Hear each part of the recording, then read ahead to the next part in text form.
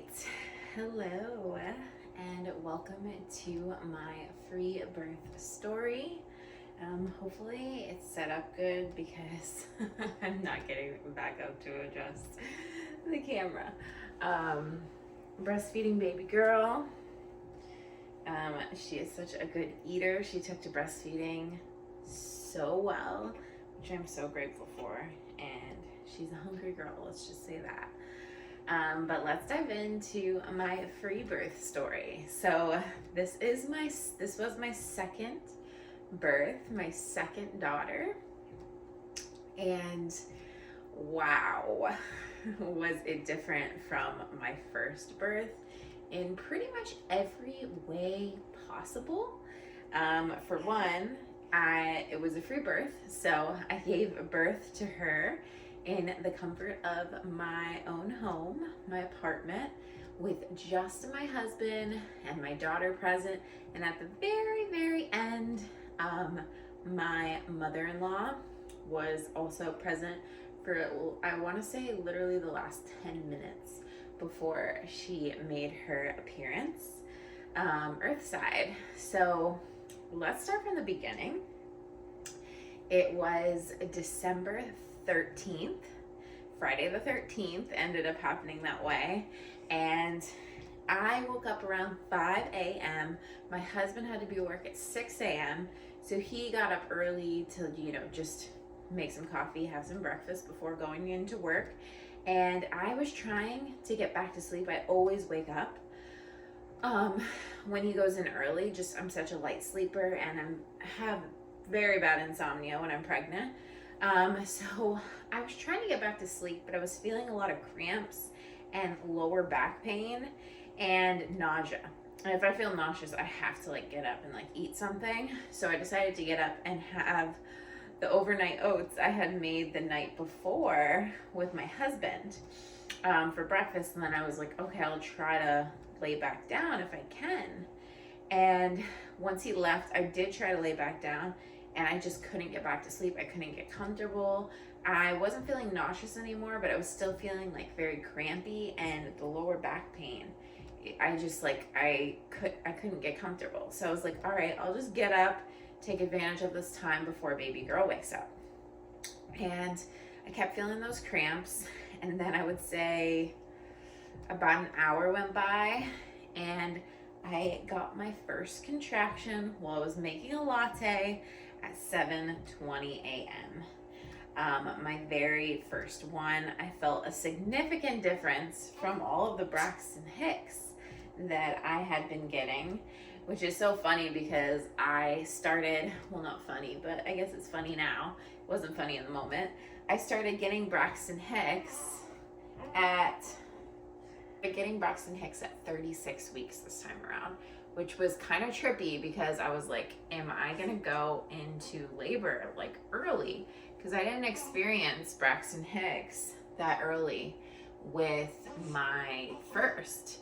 And they kept coming. I would get them every single day, very inconsistently, but they were some of them were pretty intense, but completely different than contractions.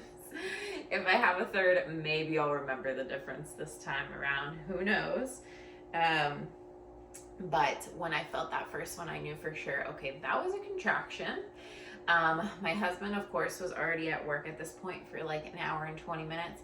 And I'm like, I'm not going to call him or let him know or call him to come home until I'm at least getting them for an hour straight. And that even for a lot of people is too soon because contractions can stall. Happens all the time. Didn't happen for me though in my first labor. Once I got my contractions, they just continued to pick up super quickly, and then I had her that day. And spoiler alert, pretty much what happened exactly with this labor as well. Once I got them, they did not stop. They continued to stay very consistent. And so I got my first one at 7:20, and then from that point onward, I was getting them consistently anywhere from 2 minutes to 8 maybe 10 minutes was the longest that I went in between any contraction for the rest of my entire labor. And my labor did go on for 8 hours, pretty much exactly. So yeah, 8 hours of very consistent contractions. However, I am so grateful that in the beginning, although of course the contractions, they're intense, they were manageable. And I'm so grateful for that, because I was just worried that, like my experience with my first, they got so intense so quickly. But I think there were a lot of factors to that. The fact that I felt like stressed, like we needed to rush to the hospital, because my first birth was a hospital birth. And having to be in the car is awful. Having the ability to be able to move through your contractions in any way, shape, or form makes all the difference. So baby girl was still sleeping for 20 minutes. So in that 20 minutes, I probably got another like 3 or so contractions, and they weren't intensifying. They were staying about the same, pretty consistent. And I was just breathing through them. I was just really practicing on taking those long, slow, deep breaths and trying to take control over the contractions. That was like my whole goal. I practiced so much with breath work beforehand, and I just really wanted to feel in control of my labor and delivery. And so I was breathing through them. Baby girl woke up, and I'm like, okay, here we go. This is gonna be challenging, contracting with a toddler. And it was, but they stayed consistent for an hour and 20 minutes, and then I ended up calling my husband.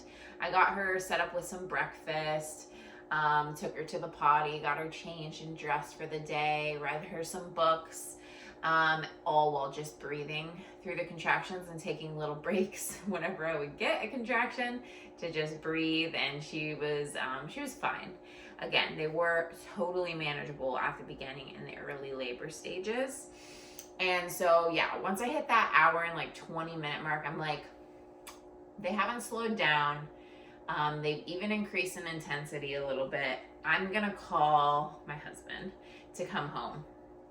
And so I did, and he luckily is such a short drive away. So he was home within like half an hour. He stopped for gas, just in case we needed gas, because we were really. And so once he got home, he just like took over taking care of our other daughter, and I was just in full blown like labor mode, just breathing through my contractions, I wanted to distract myself, because again, I didn't know how long I was going to be in labor. I didn't know if it was going to stall.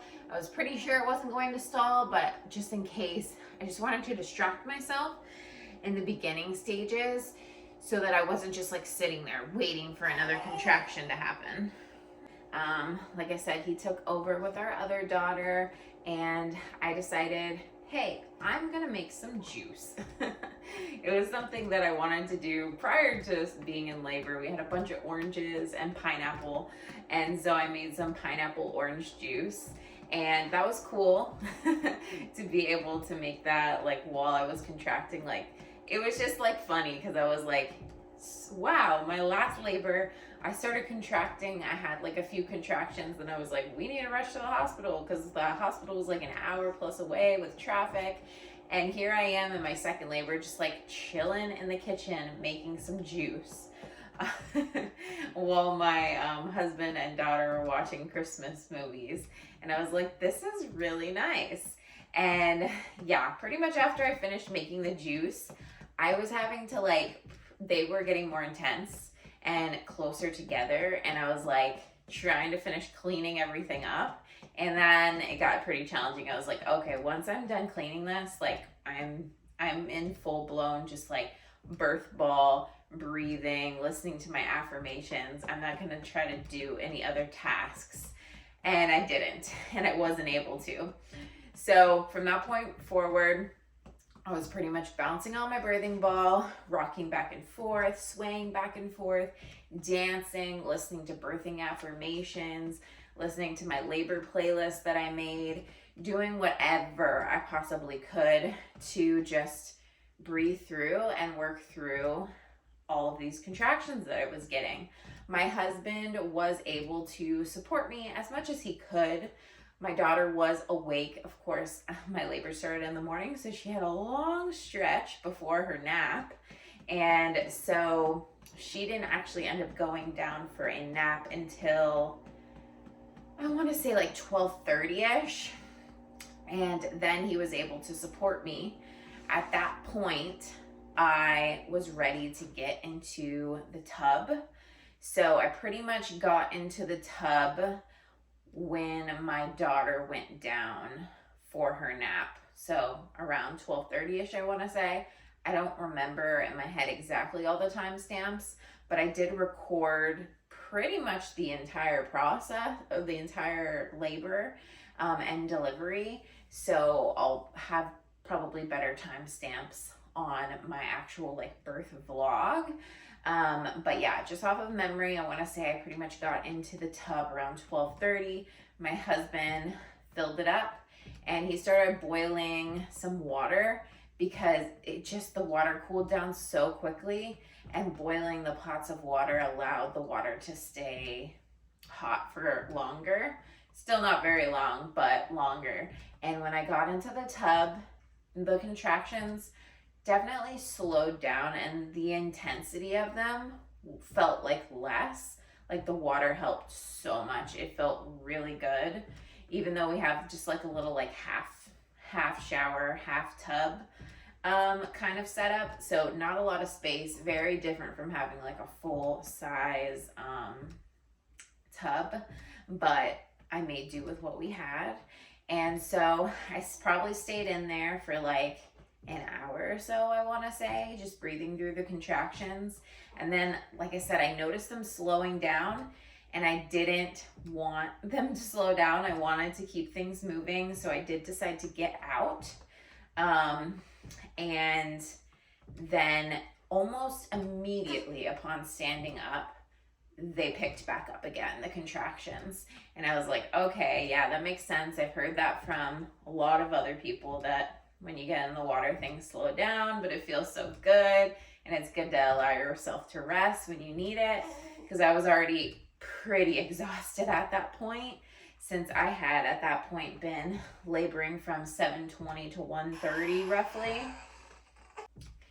And so once I got out of the tub, I just really honed into, I was on the birth ball for a little bit, but they got so intense that I didn't feel like the birth ball was really helping anymore. Like I felt like I couldn't sit down comfortably anymore. So I resorted to standing up and kind of like leaning over onto our dining room table and onto my husband because he was available since my daughter was still asleep. And my husband did do some counter pressure, but at that point I didn't feel like I really needed the counter pressure quite yet. However, that did change.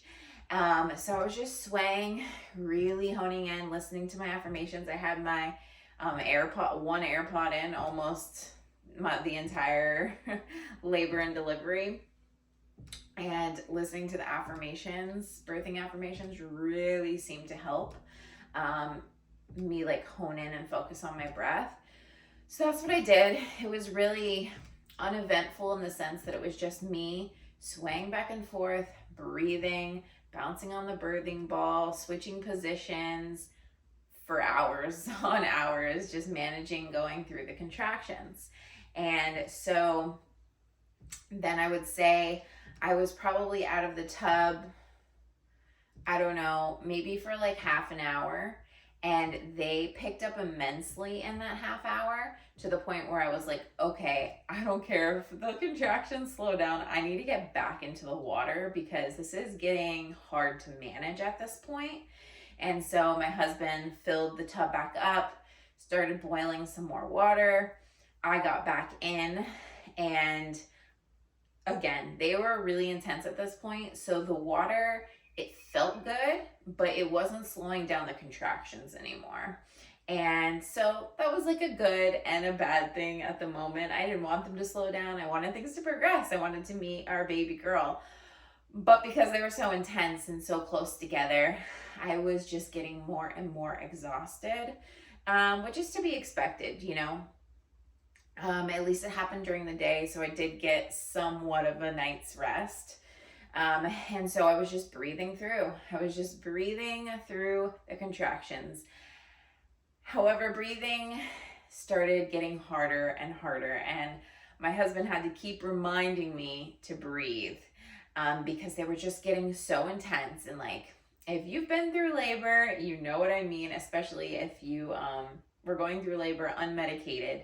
You feel everything, and it gets to a point, again, different for everyone, but for most people, it gets to a point like close to that transition period where you are like, I cannot do this anymore. Like, it gets very intense, and having that support of someone saying, reminding you to breathe, at least for me, really helped. So my husband reminded me to breathe many, many times, and I wasn't able to take his advice every time, but because he did remind me, I think it prevented me tearing more than I did tear.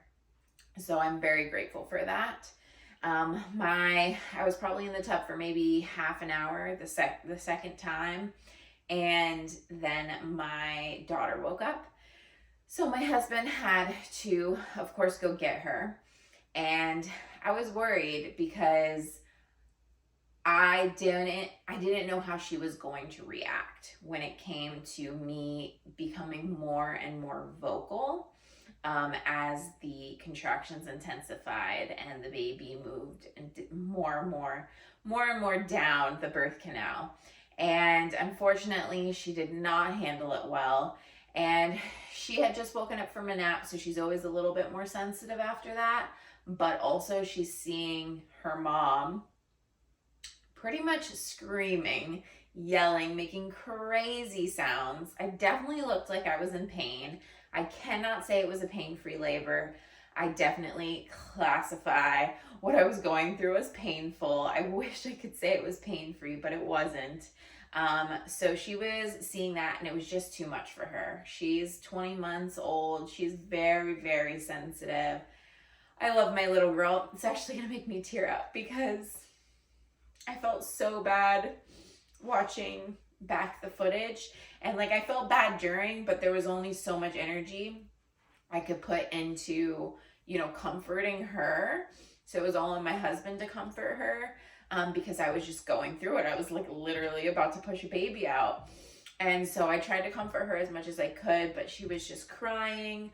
And I was like, well, dang, like, what are we supposed to do? I didn't know how close I was. Like, I knew I was close, but I didn't know how close, because this was my first time experiencing feeling everything. My first birth, I got an epidural. I had Pitocin. I was numb from pretty much the waist down. So I didn't know the sensations of what it would feel like when baby is about to come out. And so I just was worried that I was still going to be in that state for a while. And so we did end up having my husband call his mom, my mother-in-law, to come and watch Daphne, our first daughter, just so my husband could be there to support me more, because at this point I needed counter pressure. I needed counter pressure on my waist, on my hips, every contraction. Obviously I didn't get it every contraction because we had to wait till she got here. It took her about maybe 20 minutes or so to get here. And I was saying counter pressure, like, I need it. And my husband would have to set my daughter down. She would be crying in the background, wailing while he's counter pressuring, and I'm like making these crazy sounds. It was literal chaos in the video, and I might share like a tiny clip of it, but it really makes me emotional and sad, that portion of the labor. So I don't really know if I'm going to share that portion, and if I could go back and do things differently, I would have. Maybe called for someone to come earlier. If she would have slept half an hour longer, I would have had the baby already, and then she would have woken up. It just didn't happen that way. And I was hoping to go, of course, into labor at night, and it all happened when she was sleeping, but you can't plan these things. So mother-in-law gets here. My husband, just leaves for a minute to pass off our daughter, and her daughter starts crying. I hear her in the background because she's never been watched by anyone at all except for me and my husband. But at this point, I couldn't really care. I don't want to say I didn't care, but I didn't have the capacity to like really care. I needed that support from him. So she ended up calming down. I heard her calm down, but I'm in full on about to push out a baby mode. And so he comes, running back into the bathroom, and he's just giving me counter pressure. And I remember switching from my hands and knees in the tub to flipping onto my back, sitting on my butt, like at an angle, at a slant against the back of the tub, moving in lots of different ways. Whatever, I needed to readjust myself quite often. It wasn't me just like sitting in one spot waiting for the baby to come out. Like, I needed to adjust myself, and I'm so glad I had the ability to do that, even though again it was a very small tub, small area. I didn't have any padding. But anyway, he comes rushing back in. Let me tell you, it was probably almost exactly like 10 minutes after he passed off our daughter that we met our baby girl. Those last 10 minutes were insane. Like, I was in that full-blown like transition. I was sitting, leaning back. This was the position I ended up birthing, was sitting, leaning back against the tub, legs wide open, me feeling down for her head. And I swear, once I was feeling that ring of fire. Once I felt her head, it was like endgame. I was like, okay, this is so painful and so intense, but I feel her head, like, ooh, this is the end game. And I did push, and I didn't want to push, but holy crap, I didn't know the feeling. I didn't know what it would feel like when your body is like pretty much just telling you to like throw up this baby. Like, I don't know how else. I saw someone explain it that way, and it's pretty accurate because it's literally your body. And I don't know if that's the fetal ejection reflex. I'm a little unclear on if that's exactly what it was, because it was so intense that I was feeling the urge to push that I did end up pushing. And then my husband reminded me to breathe, and then I was able to kind of pull back a little bit and breathe. So I was in and out of like pushing, making crazy primal wild woman sounds, and then breathing. And then I would go back to the crazy sounds. And then once her head came out, the rest of her body came out like seconds later. Like, it was just like, like, I don't even think I had to push really to get the rest of her body out. Like, once her head was out, the rest was a piece of cake. Like, she just came out. And she came out into the water. Let me rewind because I did miss one part when I will probably put this part in the birth vlog just because it was so crazy. You couldn't see it super close up because of how the camera was angled, but you definitely could see what was happening. When I was on my hands and knees, I got this one like really, really intense contraction, and I did push, and my water broke, and it literally felt like a balloon of water just shooting out of my vagina. It almost felt like the impact of it like shot against the tub wall, and it just like popped, and I was like, holy, because I never experienced my water breaking. They manually broke my water in the hospital, and I had already had the epidural at that point, so I didn't feel anything or know what it would feel like. And I know for a lot of women, their waters don't break until they're literally about to have the baby, and that was the case for me. And so that was really wild to feel. And after that, I would say that's when like I was in the transition period, because my waters broke, and they got crazy intense, which makes sense because you don't have as much of a buffer once your waters break. Or your water bag, people call it different things. But anyway, so going back, she she came out and in the water. Her cord was wrapped around her neck. It was like wrapped around her arm and then wrapped around her neck. But luckily I did have a really long umbilical cord. So it was really easy to just kind of maneuver her, turn her around under the water really quickly and get it from wrapped around her neck. It's actually really, really common for babies to come out with their cord wrapped around their necks. I've listened to, oh my gosh, I feel like almost every labor story I listen to in the free birth community, the cord was wrapped around the neck. And it's really just no big deal. It can, obviously, if you have a much shorter cord, it can be a little bit harder to get that cord from around their neck, but it's like they're made to, like we are made to survive. Like birth is such a natural process.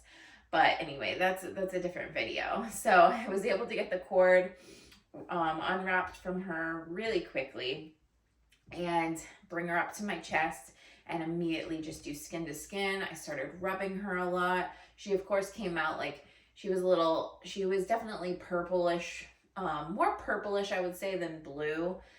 She made a sound right away, but it definitely sounded like she had some mucus and some congestion in her throat. So I was doing like mouth to mouth and trying to suck anything out.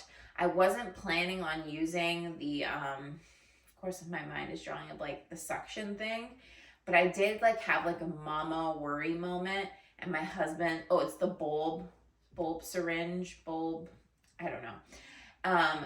So we did end up using that. I really don't think it did anything.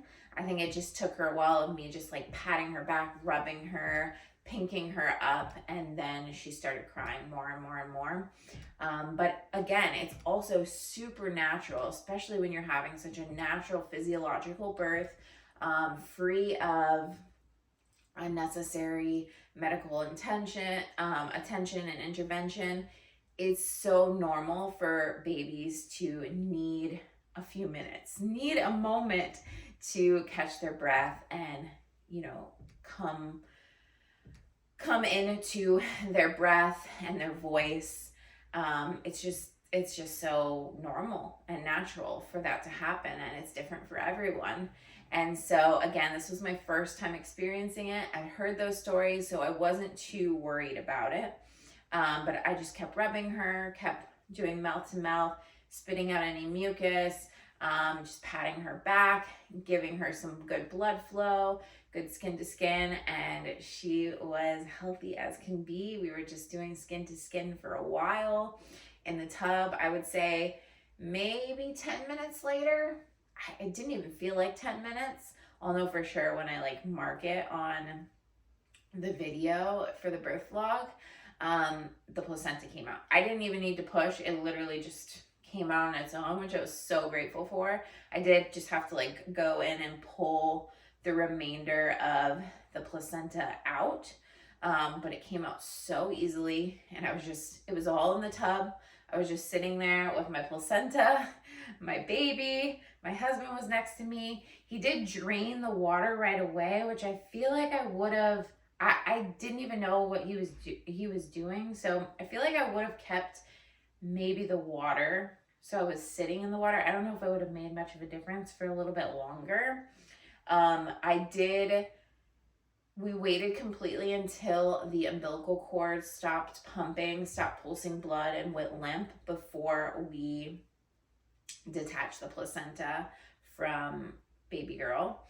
My original goal was to burn the cord. I got the beeswax candles and everything because I liked the idea of it cauterizing it instead of having to worry about cutting it and clamping it. But I did have the clamps as a backup. They actually came like 2 or 3 days before I gave birth, which I felt, I don't know, was kind of ironic because we did end up using them.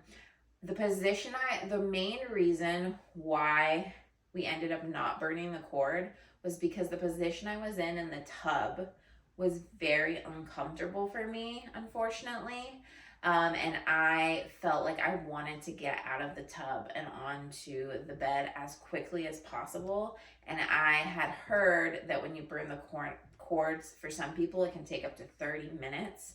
And I couldn't foresee myself sitting there for 30 more minutes, with just like, I did immediately feel like the soreness and the pain from down there, like pressing up against the hard, porcelain tub. And so we waited till the cord stopped pumping. We made sure to pinch it and made sure that she didn't react. And then he sanitized some scissors, cut it relatively close to the belly button, or clamped it and then cut it. And yeah, that was how we detached the placenta. He rinsed it off a little bit and we put it in a Ziploc baggie, and it is now frozen in our freezer. I plan to thaw it out and plant it with an olive tree because her name is Olive Moon. And yeah, it'll be in like memory of her. I didn't have any desire to eat it. I've heard, a lot of people do that. It's been, maybe helpful for some people, but I just didn't have a desire to consume it. So I'm totally okay with just using it as a, way to plant it with a tree. So what else? That is pretty much the story of her, initially coming out and the placenta coming out. After we detached the placenta, I just rinsed off a little bit.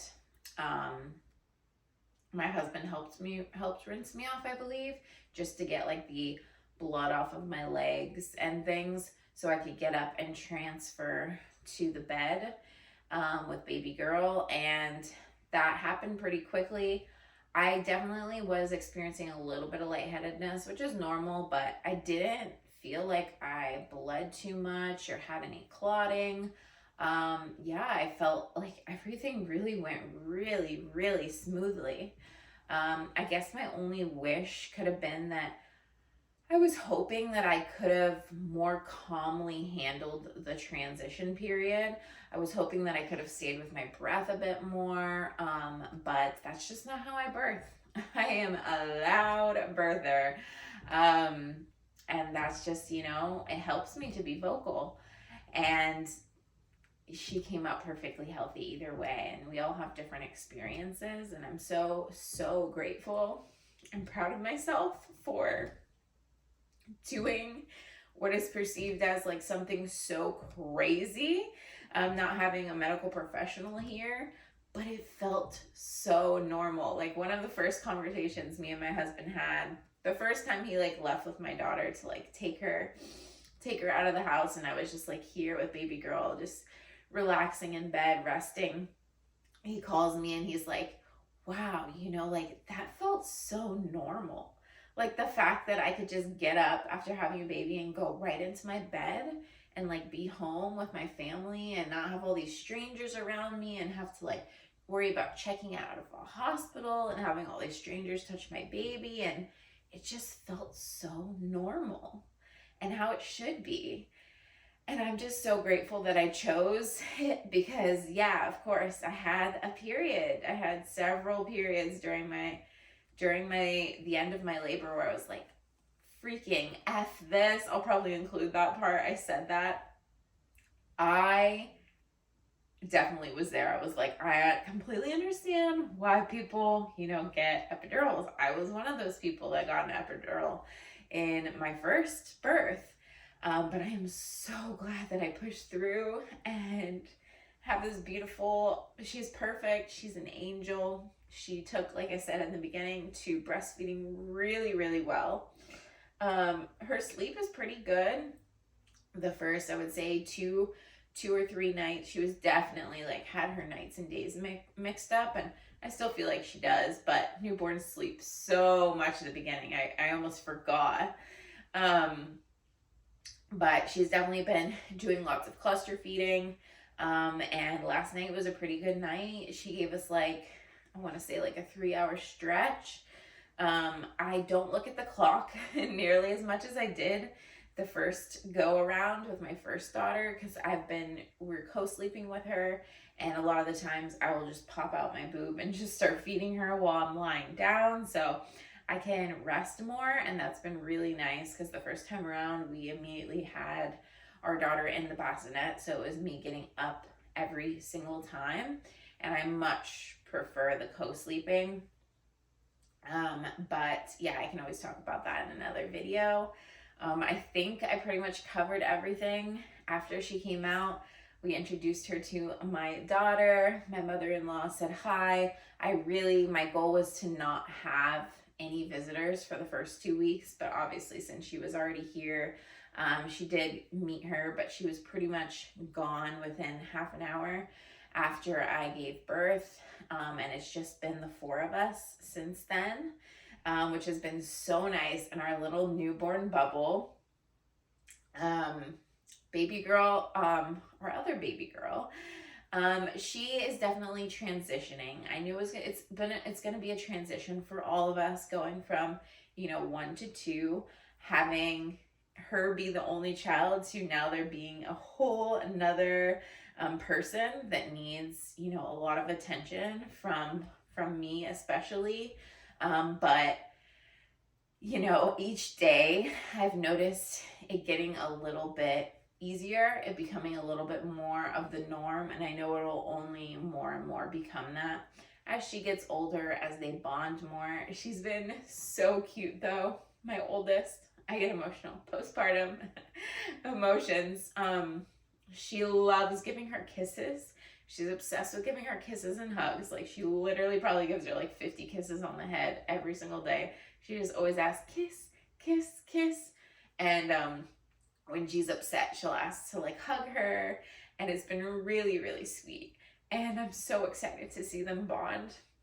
And so, yeah, I know it's going to be such an amazing thing to see them bond and grow together. Like, I'm already so looking forward to it, but I'm also just trying to stay present because this newborn phase is just so short.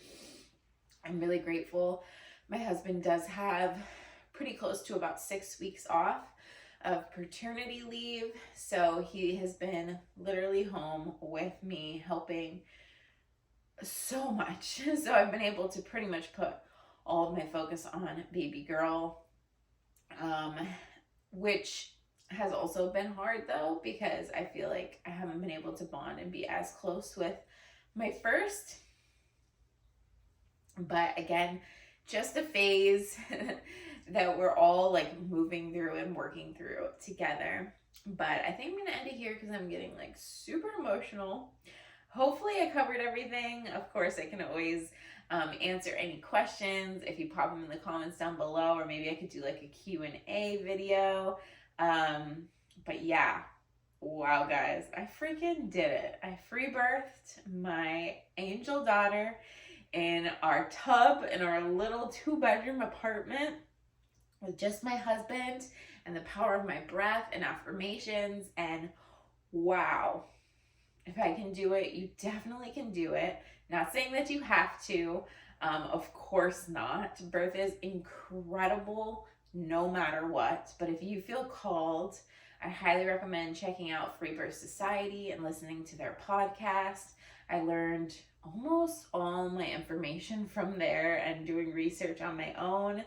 I truly believe anyone could do this. And I am just so excited for the future. And if I'm blessed to go through this experience again, I know it'll be beautiful as well. So thank you so much for listening to my free birth story. It was quite a story to tell, and stay tuned for my birth vlog of a lot of footage that I took of me laboring here in my apartment and baby girl coming earthside. So thank you, and sending my love to all you mamas out there.